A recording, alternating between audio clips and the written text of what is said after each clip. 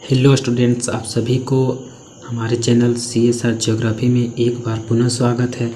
और आज हम स्टूडेंट्स इस वीडियो में आप सभी को क्लास 9th का ज्योग्राफी चैप्टर 5 पढ़ाने वाले हैं।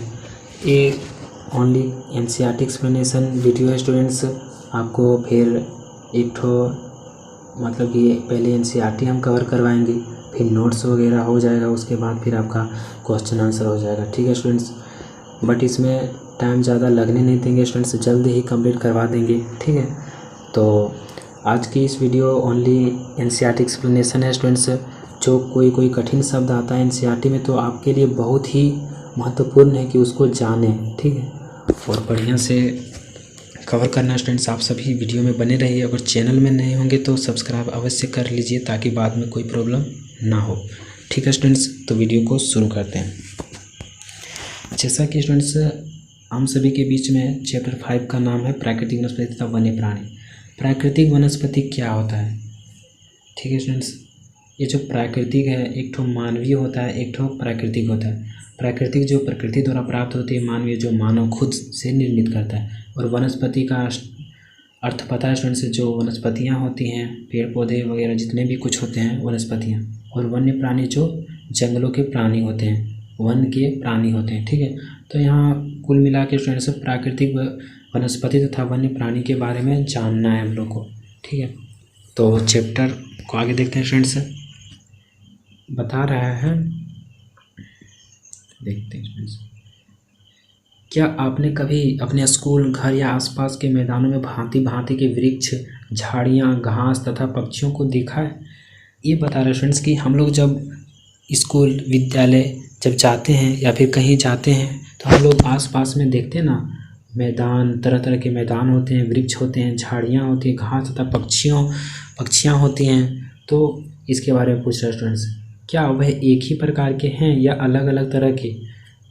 निश्चित रूप से अलग अलग प्रकार के होते हैं स्टूडेंट्स। भारत एक विशाल देश है, ठीक है, अतः इसमें आप अनेक प्रकार के जीव रूपों की कल्पना कर सकते हैं। जो भारत है स्टूडेंट्स बहुत ही बड़ा विशाल देश है, इसमें बहुत तरह की चीज़ें पाई जा सकती हैं। ठीक है, और पाती भी हैं। हमारा देश भारत विश्व के मुख्य 12 जैव विविधता वाले देशों में से एक है। लगभग 47,000 विभिन्न जातियों के पौधे पाए जाने के कारण यह देश विश्व में 10वें स्थान पर और एशिया के देशों में 4थे स्थान पर है। जो हमारा देश है स्टूडेंट्स वो जैव विविधता वाले देशों में 12वां स्थान रखता है और लगभग 47,000 विभिन्न जातियों के पौधे यहाँ पर पाए जाते हैं। और एशिया के देशों में 4थे स्थान हमारा भारत रिप्रेजेंट करता है। भारत में लगभग 15,000 फूलों के पौधे हैं। हम लोग जो स्टूडेंट्स घर तरफ देखते हैं वो कुछ ही फूलों के पौधे देखते हैं, लेकिन ना 15,000 फूलों के पौधे हैं। विश्व में फूलों के पौधों का 6% है। विश्व में जो जितने भी फूल हैं उसका 6% है। हमारे देश में 15,000 जो हैं, इससे भी ज़्यादा फूलें होती हैं। ठीक है, इस देश में बहुत से बिना फूलों के पौधे हैं, जैसे कि फने, शैवाल तथा कवक भी पाए जाते हैं। ठीक है, बहुत सारे ऐसे भी हैं जिनका फूल नहीं होता और पौधे होते हैं। भारत में लगभग 90,000 जातियों के जानवर तथा विभिन्न प्रकार की मछलियाँ ताजे तथा समुद्री पानी की पाई जाती है। ठीक है स्टूडेंट्स, जो 90,000 जातियाँ हैं जानवर की, वो और मछलियाँ ताजे समुद्री पानी में पाई जाती हैं। इतना सारा चीज़ पाई जाता है स्टूडेंट्स, इसी को तो कहते हैं वन्य जीव और प्राकृतिक वनस्पति। प्राकृतिक वनस्पति का अर्थ है कि वनस्पति का वह भाग जो कि मनुष्य की सहायता के बिना अपने आप पैदा होता है। यहाँ सिंपली से बता दिया स्टूडेंट्स कि वनस्पति, प्राकृतिक वनस्पति का अर्थ ये है कि जो मानव की सहायता के बिना ही, ठीक है, विदाउट ह्यूमन सपोर्ट, ठीक है स्टूडेंट्स, मनुष्य की सहायता के बिना ही अपने आप पैदा होता है और लंबे समय तक उस पर मानवीय प्रभाव नहीं पड़ता। लंबे समय तक मानव का प्रभाव नहीं पड़ता। इसे अक्षत वनस्पति कहते हैं। अक्षत, अ और छत, ठीक है, बिना क्षति के। अतः विभिन्न प्रकार की कृषिकृत फसलें, फल और बागान वनस्पति का भाग तो हैं, परंतु प्राकृतिक वनस्पति नहीं है। और भी बहुत सारी चीज़ें हैं लेकिन वो प्राकृतिक वनस्पति नहीं है। ठीक है, वनस्पति जगत शब्द का अर्थ किसी विशेष क्षेत्र में किसी समय में पौधों की उत्पत्ति से है। इस तरह प्राणी जगत जानवरों के विषय में बतलाता है। वनस्पति तथा वन्य प्राणियों में इतनी विविधता निम्नलिखित कारणों से है।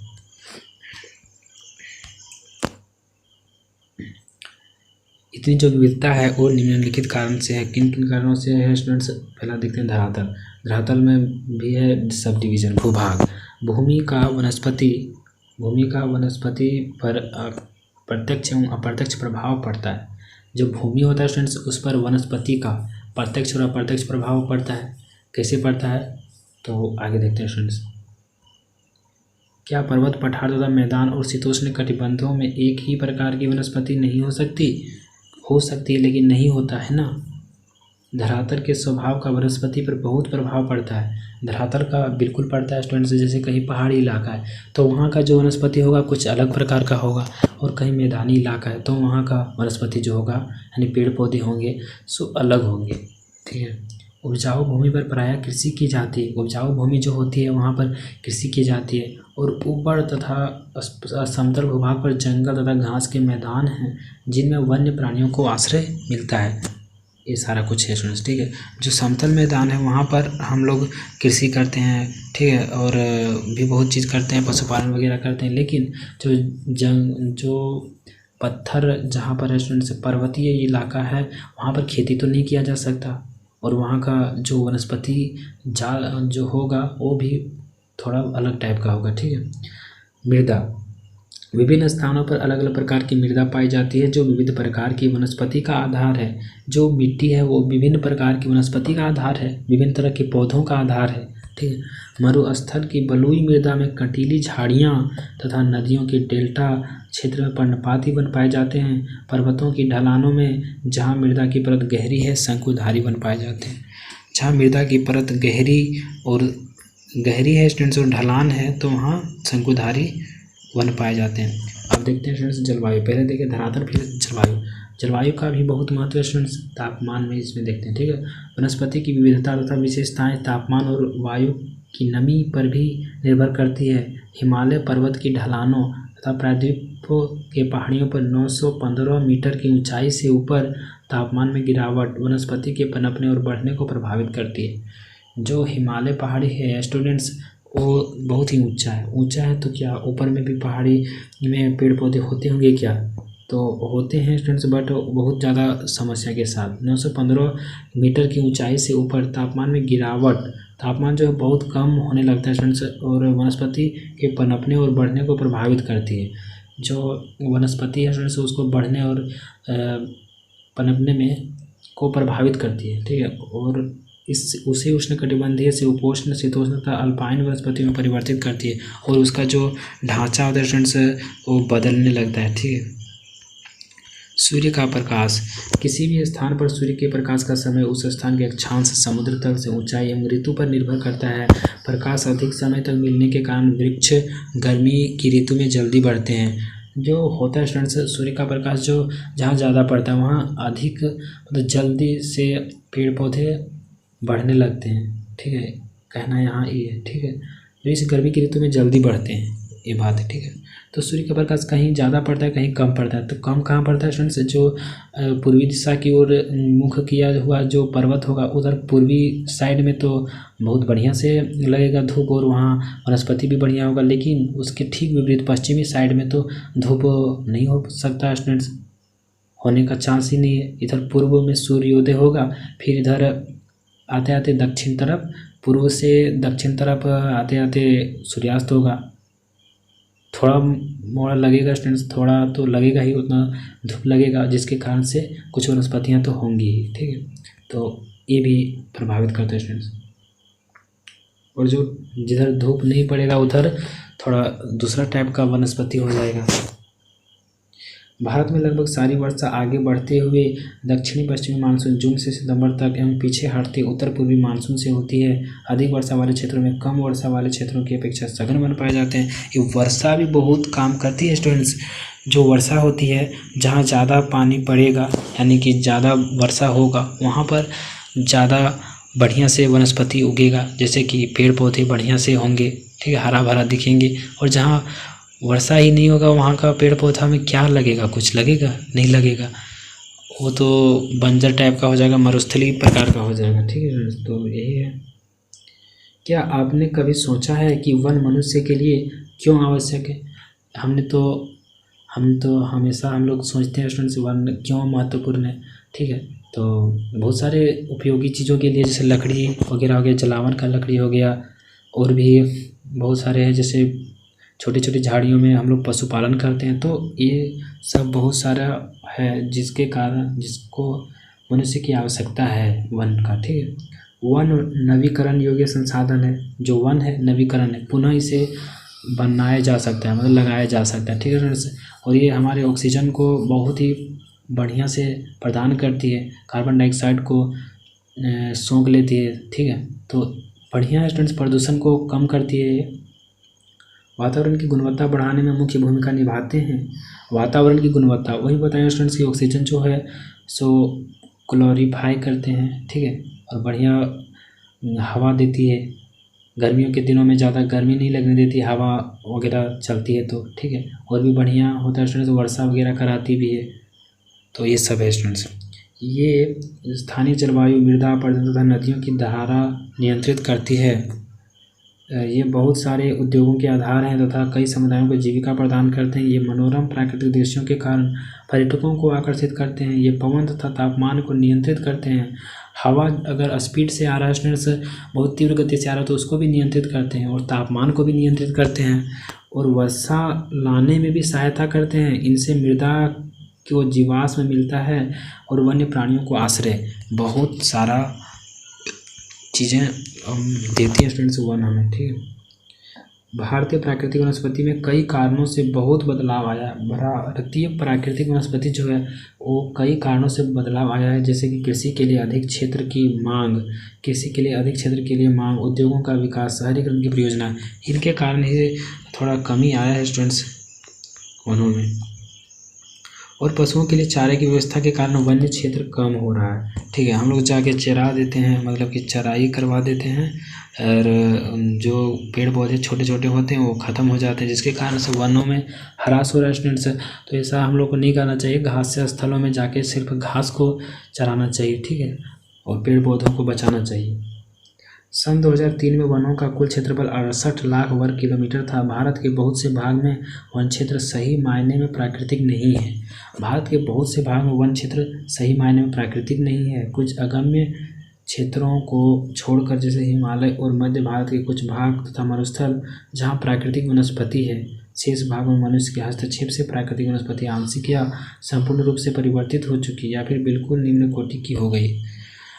कहते हैं स्टूडेंट्स की कहीं कहीं ही जो प्राकृतिक वनस्पति के रूप में जो पेड़ पौधे हैं वही है, बाकी हर जगह स्टूडेंट्स मानव अपने खुद से लगा रहा है। ठीक, और अपने अनुसार पर्यावरण निर्भर बना रहा है, पर्यावरण को अपने अनुसार स्ट्रक्चर दे रहा है। तो ये थोड़ा अलग है स्टूडेंट्स। ठीक है, हस्तक्षेप कर रहा है मनुष्य प्रकृति में।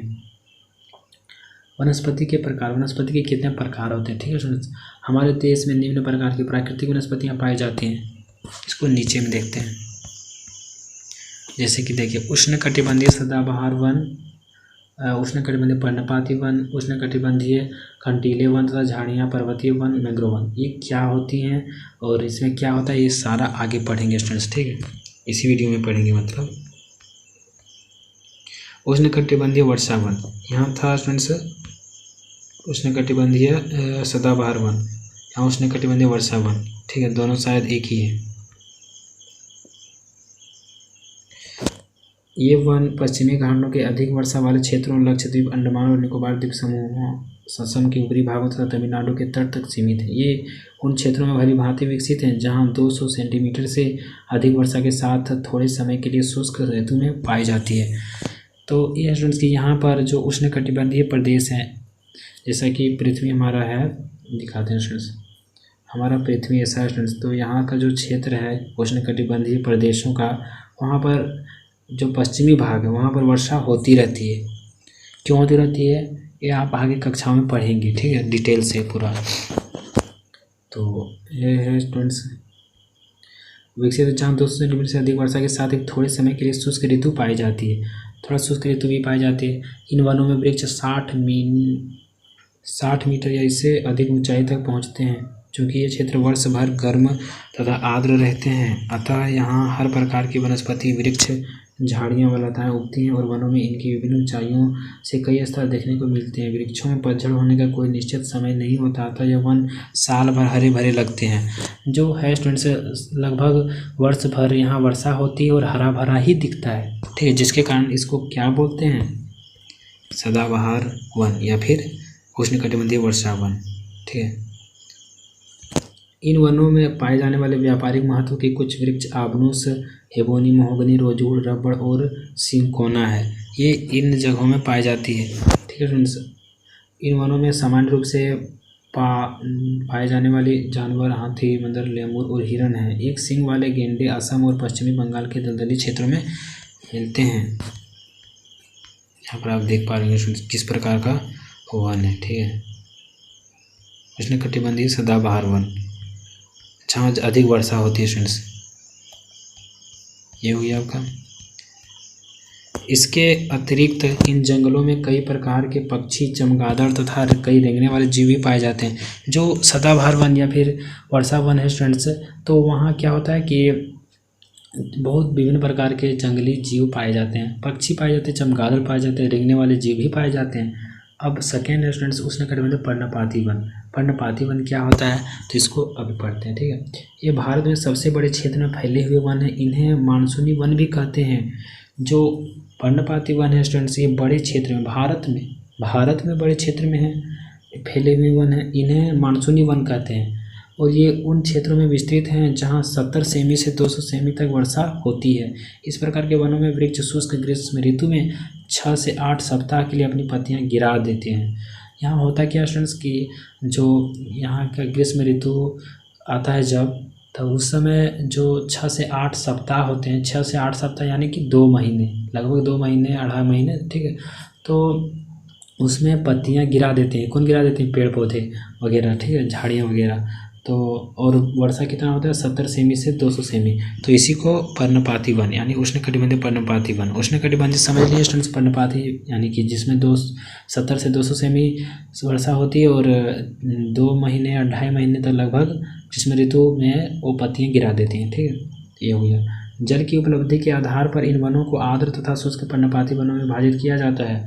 जल की उपलब्धता के कारण भी इसे और भी भागा जाता है, जैसे कि शुष्क पर्णपाती वन, आर्द्र तथा शुष्क पर्णपाती वनों में विभाजित किया जाता है। जैसे आर्द्र हो गया तो वहाँ थोड़ा बहुत ज़्यादा वर्षा होता होगा, ठीक है, थोड़ा बढ़िया वर्षा होता होगा, आर्द्र पर्णपाती वन। और शुष्क पर्णपाती वन जहाँ थोड़ा कम वर्षा होता होगा, शुष्क प्रदेश होता होगा, ठीक है, तो हाँ शुष्क पर्णपाती वन ये हो गया।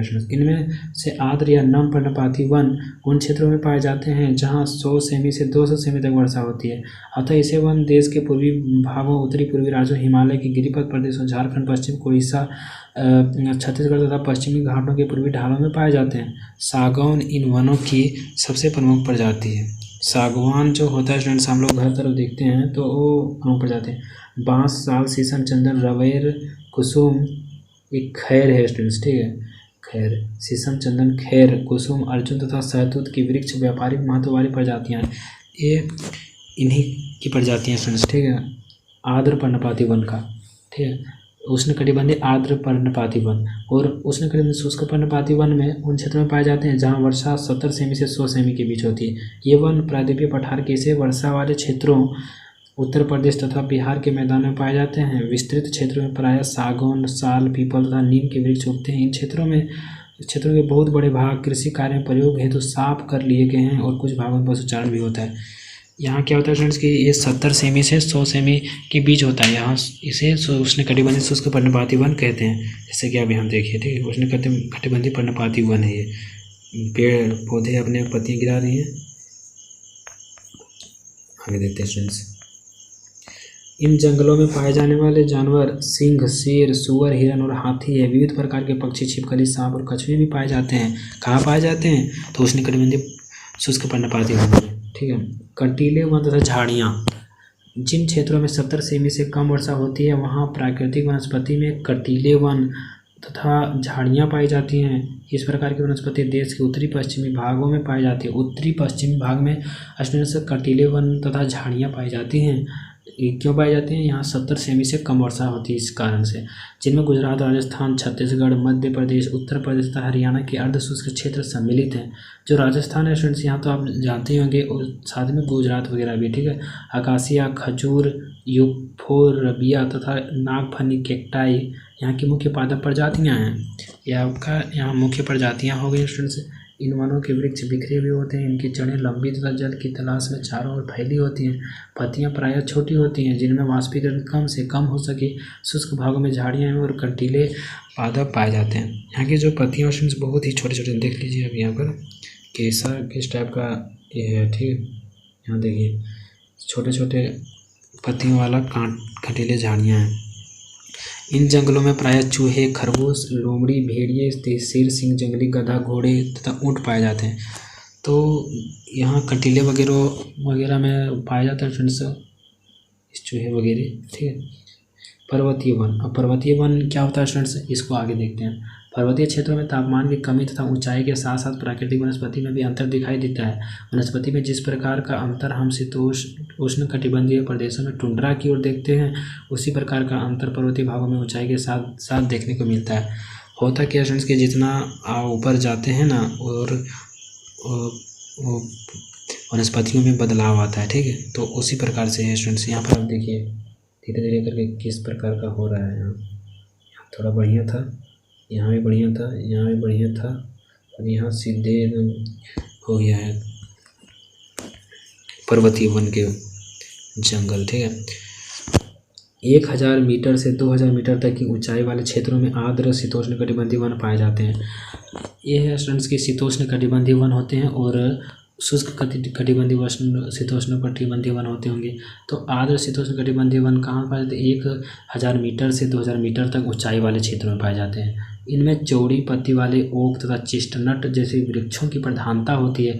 1500 से 3000 मीटर की ऊंचाई के बीच शंकुधारी वृक्ष जैसे चीड़, देवदार, सिल्वर फर, स्प्रूस, सीडर आदि पाए जाते हैं। ये वन प्रायः हिमालय की दक्षिणी ढलानों, दक्षिण और उत्तर पूर्वी भारत के अधिक ऊंचाई वाले भागों में पाए जाते हैं। अधिक ऊंचाई पर प्रायः शीतोष्ण कटिबंधीय घास के मैदान पाए जाते हैं। शीतोष्ण कटिबंधीय घास के मैदान पाए जाते हैं स्टूडेंट्स। कहाँ पाए जाते हैं? तो अधिक ऊंचाई पर, प्रायः 3600 मीटर से अधिक ऊंचाई पर शीतोष्ण कटिबंधीय वनों तथा घास के मैदानों का स्थान अल्पाइन वनस्पति ले लेता है। सिल्वर फर, जूनिपर, पाइन व बर्च इन वनों के मुख्य वृक्ष हैं। जैसे जैसे हिमरेखा के निकट पहुंचते हैं, इन वृक्षों के आकार छोटे होते जाते हैं। अंततः झाड़ियों के रूप के बाद वे अल्पाइन घास के मैदानों में विलीन हो जाते हैं। इनका उपयोग गुज्जर तथा बकरवाल तथा जैसे घुमक्कड़ जातियों द्वारा पशुचारण के लिए किया जाता है। अधिक ऊंचाई वाले भागों में मांस, लीचन घास, टुंड्रा वनस्पति का एक भाग है। तो ये सारा कुछ होता है स्टूडेंट। जितना ऊपर जाते हैं ना, थोड़ा बदलाव आ जाता है, और यही होता है। इन वनों में प्रायः कश्मीरी महामृग, चित्रा, हिरन, जंगली भेड़, खरगोश, तिब्बती बारहसिंगा याक, हिम तेंदुआ, गिलहरी, रीछ, आइबेक्स, कहीं कहीं लाल पांडा, घने बालों वाली भेड़ तथा बकरियां पाई जाती हैं। तो कहाँ पाई जाती हैं? ऊपर जाते समय, ठीक है, ऊंचाई में। मैंग्रोव वन क्या होता है स्टूडेंट्स, इसको देखते हैं। यह वनस्पति तटवर्ती क्षेत्रों में जहाँ ज्वार भाटा आते हैं कि सबसे महत्वपूर्ण वनस्पति है। होता है कि समुद्र का जब किनारा होता है ना, वहाँ पर ज्वार भाटा वगैरह आता है, तो वहाँ पर ये रहता है। मिट्टी और बालू इन तटों पर एकत्रित तो हो जाती हैं। घने मैंग्रोव एक प्रकार की वनस्पति है जिसमें पौधों की जड़ें पानी में डूबी रहती हैं। गंगा, ब्रह्मपुत्र, महानदी, गोदावरी, कृष्णा तथा कावेरी नदियों के डेल्टा भाग में यह वनस्पति मिलती हैं। गंगा ब्रह्मपुत्र डेल्टा में सुंदरी वृक्ष पाए जाते हैं जिनसे मजबूत लकड़ी प्राप्त होती है। नारियल, ताड़, केवड़ा व एंगोर के वृक्ष भी इन भागों में पाए जाते हैं। तो ये क्या करते हैं स्टूडेंट्स, ये डेल्टाओं में भी रहते हैं। तो और जब बाढ़ वगैरह आता है तो उसको रोकने का भी काम करते हैं थोड़ा, ठीक है। इस क्षेत्र का रॉयल बंगाल टाइगर प्रसिद्ध जानवर है। इसके अतिरिक्त कछुए, मगरमच्छ, घड़ियाल एवं कई प्रकार के सांप भी इन जंगलों में मिलते हैं। तो जहाँ ये मैंग्रोव वनस्पतियाँ होती हैं उनसे वहाँ इस प्रकार के पाए जाते हैं मगरमच्छ वगैरह, ठीक है। वन्य प्राणी, अभी तक पढ़ रहे थे स्टूडेंट्स प्राकृतिक वनस्पति, अब पढ़ रहे हैं वन्य प्राणी, ठीक है। वनस्पति की भांति ही भारत विभिन्न प्रकार की प्राणी संपत्ति में भी धनी है। यहाँ जीवों का लगभग 90,000 प्रजातियाँ मिलती हैं। देश में लगभग 2000 से अधिक 2000 से अधिक पक्षियों की प्रजातियां पाई जाती हैं। यहाँ कुल विश्व का 13% है। यहाँ मछलियों की 2546 प्रजातियां हैं जो विश्व की लगभग 12% है। भारत में विश्व के 5 से 8% तक उभयचर सरीसृप तथा स्तनधारी जानवर भी पाए जाते हैं। जो स्टूडेंट्स है भारत, वहाँ पर सिर्फ प्राकृतिक वनस्पतियों में ही नहीं बल्कि वन्य प्राणियों में भी धनी है। ठीक है। स्तनधारी जानवरों में हाथी सबसे अधिक महत्वपूर्ण है। ये असम, कर्नाटक और केरल के उष्ण तथा आर्द्र वनों में पाए जाते हैं। एक सींग वाले गैंडे अन्य जानवर हैं जो पश्चिमी बंगाल तथा असम के दलदली क्षेत्रों में रहते हैं। कच्छ के रण तथा थार मरुस्थल में क्रमशः जंगली गधे तथा ऊँट रहते हैं। जो थार मरुस्थल ऊँट वगैरह रहता है, आप देखे होंगे किसी पिक्चर वगैरह में। ठीक है। भारतीय भैंसा, नीलगाय, चौसिंघा, छोटा मृग, गैजल तथा विभिन्न प्रजातियों वाले हिरण आदि कुछ अन्य जानवर हैं जो भारत में पाए जाते हैं। यहाँ बंदरों की भी अनेक प्रजातियाँ पाई जाती हैं। कहाँ पाई जाती हैं? तो जंगलों में, असम वगैरह तरफ। ठीक है।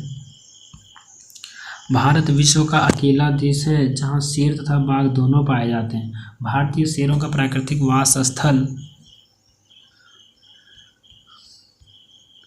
गुजरात में गिर जंगल है। बाघ मध्य प्रदेश तथा झारखंड के वनों, पश्चिमी बंगाल के सुंदरवन तथा हिमालयी क्षेत्रों में पाए जाते हैं। जो बाघ है स्टूडेंट्स, वो मध्य प्रदेश में ज़्यादा करके पाया जाता है। क्यों पाया जाता है? तो मध्य प्रदेश में बहुत ज़्यादा जंगल है। ठीक है। और पश्चिम बंगाल के सुंदरवन तथा हिमालयी क्षेत्रों में, झारखंड के भी वनों में पाए जाते हैं स्टूडेंट्स। बिल्ली जाति के सदस्यों में तेंदुआ भी है। यह शिकारी जानवरों में मुख्य है। तेंदुआ भी पाए जाते हैं। ठीक है। हिमालयी क्षेत्रों में पाए जाने वाले जानवर अपेक्षाकृत कठोर जलवायु को सहन करने वाले होते हैं। जो हिमालयी क्षेत्रों में रहते हैं स्टूडेंट्स जानवर, वो बहुत ही कठोर जलवायु को भी सहन करने वाले होते हैं। जो अत्यधिक ठंड में भी जीवित रहते हैं। लद्दाख की बर्फीली ऊंचाइयों में याक पाए जाते हैं। गुच्छेदार सींगों वाला बैल जैसा जीव है जिसका भार लगभग 1 टन होता है। तिब्बतीय बारहसिंगा, भारल, नीली भेड़, जंगली भेड़ तथा कियांग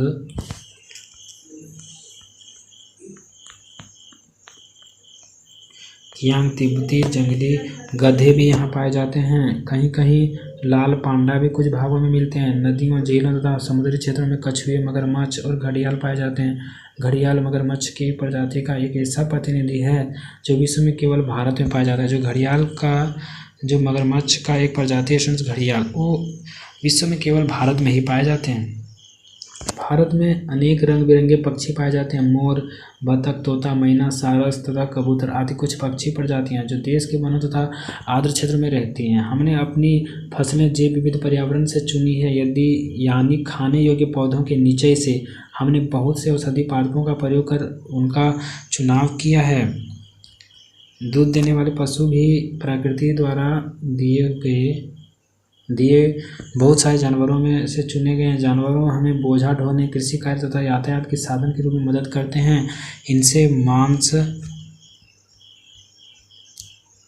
मांस एवं अंडे भी प्राप्त होते हैं। मछली से पौष्टिक आहार मिलता है। बहुत से कीड़े मकोड़े फसलों, फलों और वृक्षों के परागण में मदद करते हैं और हानिकारक कीड़ों पर जैविक नियंत्रण रखते हैं। प्रत्येक प्रजाति का पारिस्थितिक तंत्र में योगदान है। जितने भी स्टूडेंट्स हैं, ठीक है, जंगल वगैरह के जंगली जीव, सभी का कुछ ना कुछ काम है और सभी कुछ ना कुछ योगदान देता ही देता है। किसमें देता है? पारिस्थितिकी तंत्र में, इकोलॉजी का सिस्टम में। ठीक है। अतः उनका संरक्षण अनिवार्य है। जैसा पहले बताया गया है कि मनुष्यों द्वारा पादपों और जीवों के अत्यधिक उपयोग के कारण पारिस्थितिक तंत्र असंतुलित हो गया है। लगभग 1300 पादप प्रजातियां संकट में है। तो संकट में आ गए स्टूडेंट्स मनुष्यों के कारण ही। ठीक है, संकट में है तथा 20 प्रजातियां विनष्ट हो चुकी हैं। काफ़ी वन्य जीवन प्रजातियां भी संकट में और कुछ विनष्ट हो चुकी हैं। कुछ संकट में है स्टूडेंट्स, यानी ख़त्म होने वाली हैं, और कुछ ख़त्म हो चुकी हैं। ठीक है। पारिस्थितिक तंत्र के संतुलन का मुख्य कारण लालची व्यापारियों का अपने व्यवसाय के लिए अत्यधिक शिकार करना है। रासायनिक और औद्योगिक अवशिष्ट तथा तेजाबी जमाव के कारण प्रदूषण, विदेशी प्रजातियों का प्रवेश, कृषि तथा निवास के लिए वनों की अंधाधुंध कटाई पारिस्थितिक तंत्र के संतुलन का कारण है। ये सारा कारण पारिस्थितिकी संतुलन का कारण है। अपने देश की पादप और जीव संपत्ति की सुरक्षा के लिए सरकार ने कई कदम उठाए। हमारे जो देश का जो है स्टूडेंट्स सरकार, वो बहुत ही सारा कदम उठाए हैं। जैसे कि पहला है स्टूडेंट्स, देश में 18 जीव मंडल नीचे आरक्षित क्षेत्र स्थापित किए गए हैं। इनमें से 10 सुंदरवन, नंदा देवी, मन्नार की खाड़ी, नीलगिरी, नाकरेक, ग्रेट निकोबार, मानस, सिमलीपाल, पंचमढ़ी और अच्चन कमर अमरकंटक की गणना विश्व के जीवमंडल के नीचे में की गई है। ये सारा किया गया स्टूडेंट्स हमारे देश में, ठीक है। 18 जीवमंडल नीचे यहाँ नाम भी दिया हुआ आपका। सेकेंड है स्टूडेंट्स, सन 1992 से सरकार द्वारा पादप उद्यानों को वित्तीय तथा तकनीकी सहायता देने की योजना बनाई है। जो हमारे जो सरकार है स्टूडेंट्स, वो उद्यानों को वित्तीय तथा तकनीकी सहायता देने की योजना बनाई है। फिर है संरक्षण, शेर संरक्षण, गेंडा संरक्षण, भारतीय भैंसा संरक्षण तथा पारिस्थितिकी तंत्र के संतुलन के लिए कई योजनाएं बनाई गई हैं। बहुत सारी योजनाएं बनाई गई हैं स्टूडेंट्स। 101 नेशनल पार्क, 553 वन्य प्राणी अभ्यारण्य और कई चिड़ियाघर राष्ट्र की पादप और जीव संपत्ति की रक्षा के लिए बनाए गए हैं। हम सभी को अपनी अतिजीविता के लिए प्राकृतिक व पारिस्थितिक तंत्र के महत्व को समझना चाहिए। यह तब संभव है जब प्राकृतिक पर्यावरण का अंधविनाश तत्काल समाप्त कर दिया जाए, ठीक है। ये हम लोग को समझना चाहिए स्टूडेंट्स कि सभी जीवों का जीवित रहना अनिवार्य है, तभी पारिस्थितिकी तंत्र चल सकता है, ठीक है। तो चैप्टर फाइनली कंप्लीट हो चुका है स्टूडेंट्स। चैनल में नहीं होगी तो सब्सक्राइब कर लीजिए ताकि आगे नेक्स्ट वीडियो भी आपको मिले, ठीक है, और बढ़िया आप इसका लाभ उठा सकें। और भी आएगा स्टूडेंट्स नोट्स वगैरह, तो बढ़िया रहेगा, ठीक है। एनसीईआरटी क्वेश्चन आंसर भी करवा देंगे स्टूडेंट्स जल्दी ही। तो ठीक है स्टूडेंट्स, थैंक्स फॉर वाचिंग। फिर मिलेंगे नए इंटरेस्टिंग वीडियो के साथ। तो देख लीजिए, जय हिंद, वंदे मातरम। और हमारे चैनल को सब्सक्राइब करके रखिए ताकि आपको आगे किसी भी प्रकार का प्रॉब्लम ना हो, ठीक है। तो धन्यवाद स्टूडेंट्स।